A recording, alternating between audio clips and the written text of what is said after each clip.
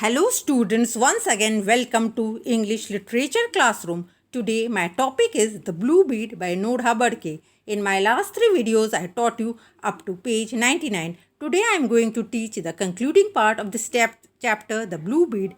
Before starting, let me recap a little.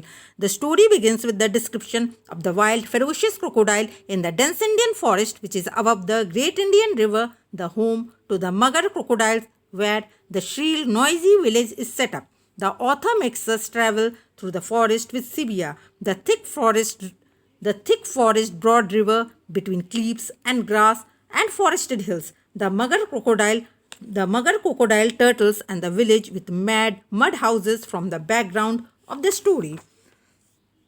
Now, protagonist of the story is Sibia. Okay, they were very poor. That when Sibia ate chapati, she divided it into many pieces so that it appeared as many in number. Sibia remained barefoot and was born to toil all her life. She could only see some of the wonders such as satin sewn with real silver thread or a sari with mirror embroidered to it, but could never get them. The only thing that she had owned was a rag.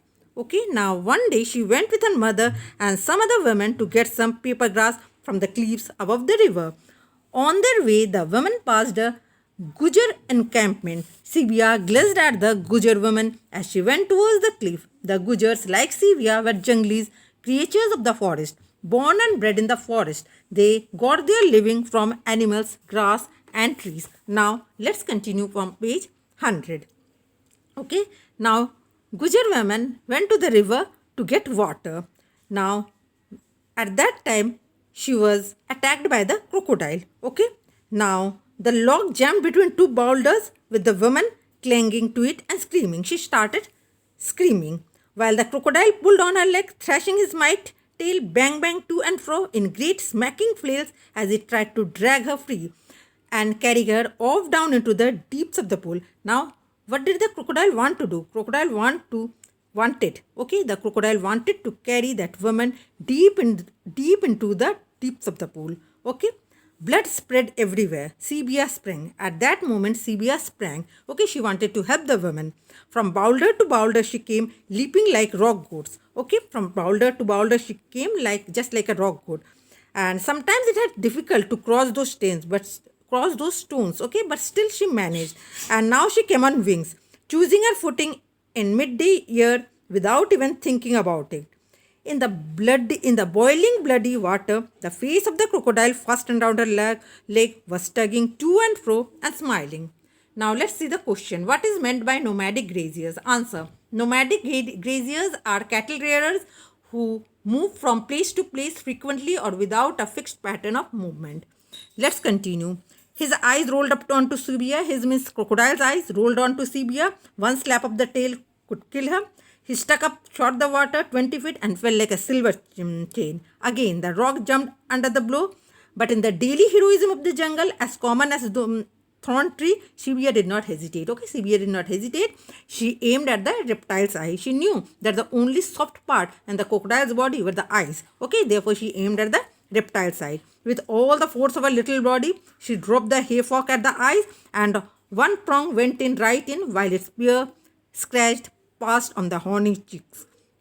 Crocodile reared up in convulsion till half his lizard body was out of the river, the tail and nose nearly meeting over his stony back. Then he crashed back, exploding the water, and in upward of bloody foam he disappeared. Okay, as soon as the crocodile was injured, he disappeared. Okay, now let's see the question. Describe the dress code of Gujar women. Answer. They wore trousers tight and wrinkled at the ankles and in their ears large silver rings made out of melted rupees. Okay, let's continue.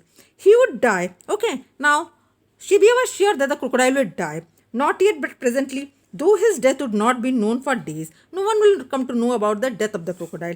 No, but then perhaps he would be found upside down among the logs at the timber boom with pus in his eyes.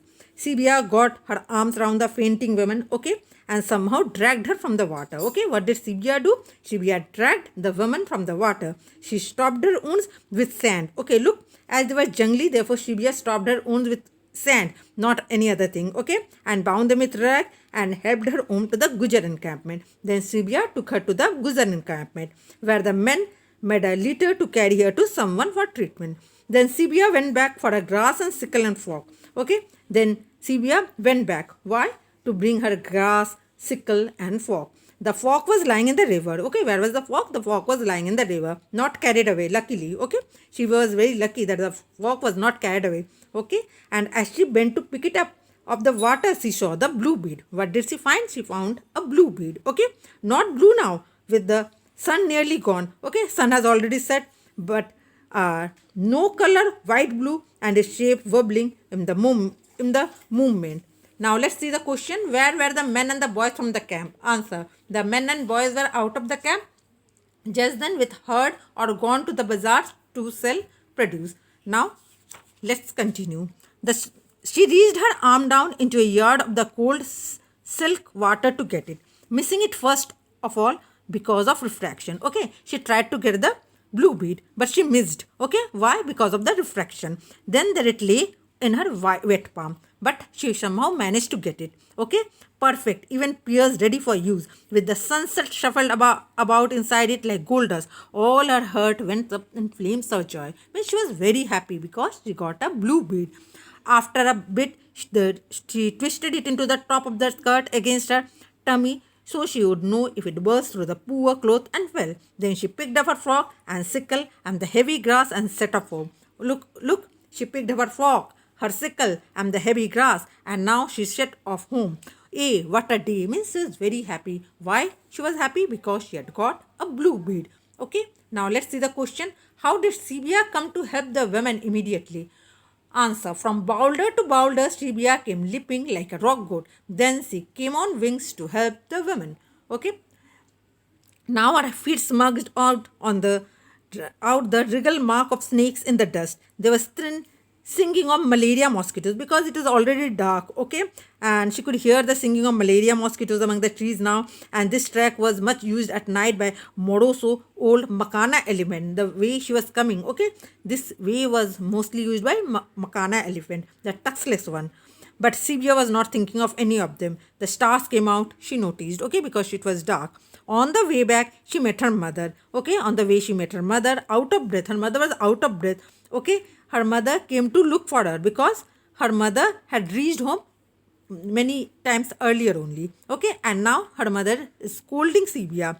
I did not see till I was home that you were not there. Okay, mother is telling to her daughter that I did not see till I was home that you were not there. I thought something must have happened to you. Okay, mother is telling daughter that I thought something must have happened to you.